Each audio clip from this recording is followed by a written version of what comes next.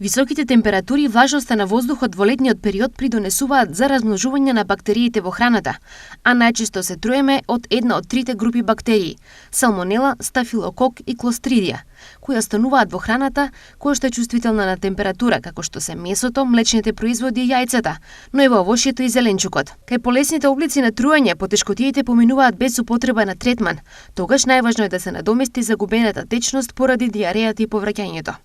Водата, солените супи или чајот, особено камилицата или шипка, ќе го смират вашиот стомак и ќе ви надоместат за изгубените течности и електролити како и минералите.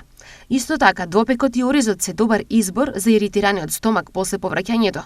Во случај диарејата или повраќањето да продолжат или сакате да заздравите побрзо, посегнете по активен медицински јаглен од природно потекло, кој ги апсорбира токсините и гасовите од микроорганизмите во дигестивниот систем, а не ја неутрализира желудочната киселина.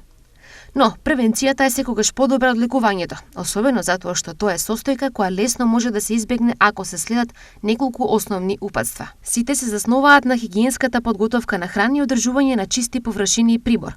Затоа, секогаш мејте ги рацете со сапун пред да подготвите храна. Темелно гответе го месото, месните производи и јајцата.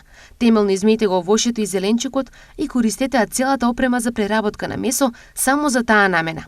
Затоа, не користете нож за преработка на месо за преработка на зеленчук. Секогаш проверувајте го рокот на траење на млекото и млечните производи и чувајте ги во фрижидер.